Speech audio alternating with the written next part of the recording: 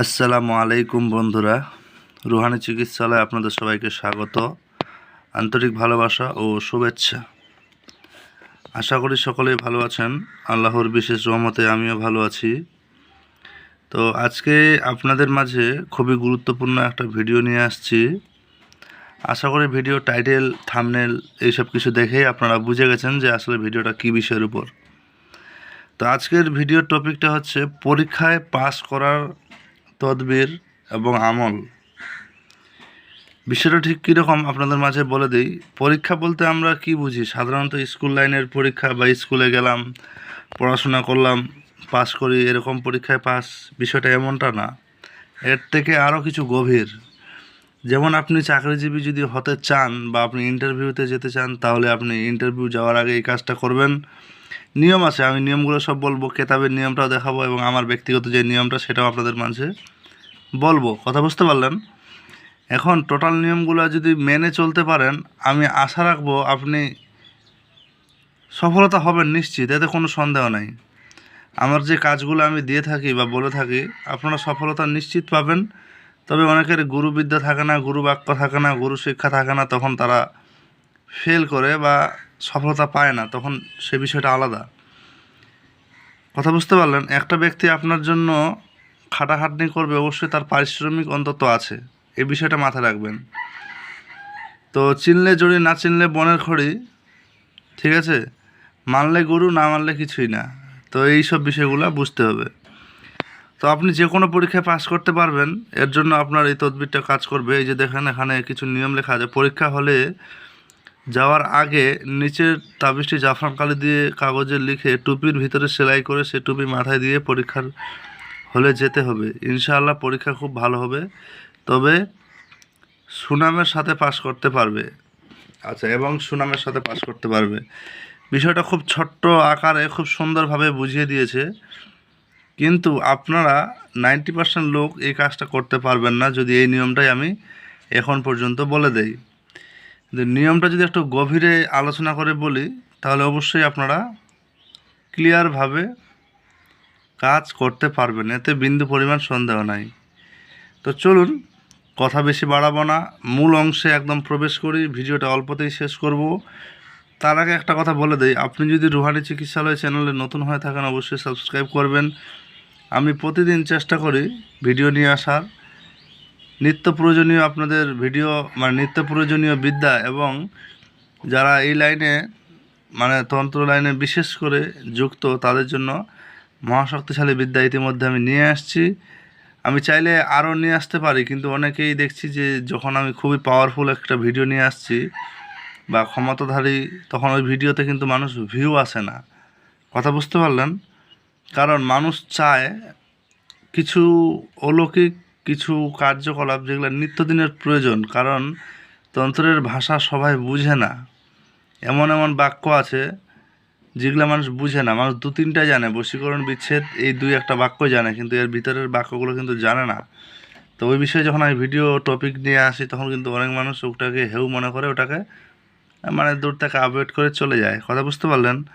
আমি আপনাদের সবার কল্যাণ স্বার্থে ভিডিও বানাই, এই জিনিসটাই হচ্ছে একটা শর্ট পয়েন্ট। এই যে আপনাদের মাঝে আমি দেখাই আমার যে কার্যকরের জিনিস, এই যে অনেক রকমের বিষয়বস্তু আছে, আমি অতগুলো দেখালে আপনাদের মাথায় কাজ করবে না। তো চলুন আগে নকশাটা দেখে নেই। এই যে বিসমিল্লাহির রহমানির রহিম, ইয়া আল্লাহু ইয়া আল্লাহু, তারপরে যে লেখা আছে মহাসারো, যা আছে মিম হাসিন র ওয়া হা, এরকম, ঠিক আছে? যেমনটা আছে তেমনটা আপনার লিখতে হবে। এই যে নকশাটা দেখেন,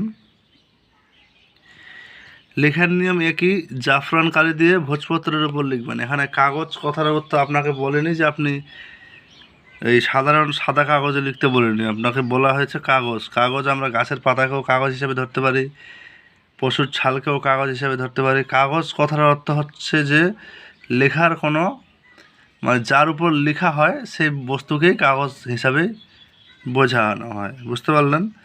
অনেক জায়গায় ভোজপত্র উল্লেখ থাকে, অনেক জায়গায় থাকে না। তো এটা আপনাদের সুবিধার স্বার্থে বলে দিলাম। তো অনেকেই আছে যারা এই আমল বা এই জাকাত দিয়ে, মানে জাকাত দেওয়ার নিয়ম সোজা, এই নকশা আপনার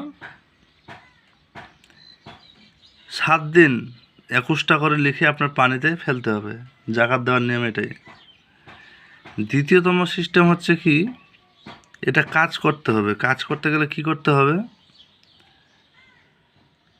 ইয়া আল্লাহু এই নামটা আপনার 101 বার পড়ে রাখতে হবে অগ্রিম। এরপরে কাজ হচ্ছে কি, এটা আপনি ভোজপত্রের উপর জাফরান কালি দিয়ে লিখলেন, লেখার পরে আগরবাতি ধোঁয়া দিয়ে আগে পরে 11 বার দরুদ শরীফ পড়বেন, এবং মানে আগে 11 বার দরুদ শরীফ পড়লেন, নকশা লিখলেন, লেখার পর 101 বার ইয়া আল্লাহু বলে এখানে 3টা ফু দিলেন, দেওয়ার পর আবার 11 বার দরুদ শরীফ পড়লেন। পড়ার পর এটা যদি আপনি টুপিতে যদি পরে যেতে পারেন তাহলে তো কাজ হয়ে যেত, কিন্তু আপনার তো সব জায়গায় টুপি অ্যালাউ করবে না। তখন কি করতে হবে, এবার বলে ফেলি, ধারণ করলেও কাজ হবে না। এই ভোজপত্রে লেখা ইয়েটা আপনার পানিতে চুবিয়ে ধুইতে হবে। ধুয়ে ওই লেখার অক্ষরগুলো সব মিশে যাবে, ওই পানি আপনাকে খেয়ে যেতে হবে। কথা বোঝা গেল? আশা করি ক্লিয়ার, এতে আর কোনো সন্দেহ নাই। এই কাজটা করলেই আপনি সফলতা লাভ করবেন, এতে বিন্দু পরিমাণ কোনো কাজের সংশয় বা সন্দেহ নাই। তবে পড়াশোনা যদি না করে বা আপনি শিক্ষার প্রিপারেশন না নেন, হুট করে চলে যাবেন আর আপনি সফলতা পেয়ে যাবেন, এরকমটাও কিন্তু না। বুঝতে পারলেন? তো অবশ্যই ভালো থাকবেন, আপনাদের জন্য দোয়া রইল। আর 2-1টা কথা বলে ফেলি, যারা শিক্ষা নেওয়ার জন্য অনেকেই বলছিলেন, অনেকে ইতিমধ্যে আল্লাহর রহমতে শিক্ষা নিয়েছেন, আর অনেকেই নেওয়ার চেষ্টায় আছে। তো একটা জিনিস বলে ফেলি, শিক্ষা নিতে গেলে সেরকমভাবে আপনাদের মানে পরিস্থিতি হয়ে যোগাযোগ করতে হবে। আর সবাই যে শিক্ষা পাবে বা সবাইকে শিক্ষা দিতে হবে আমার এমনটা কোনো ব্যাপার নাই।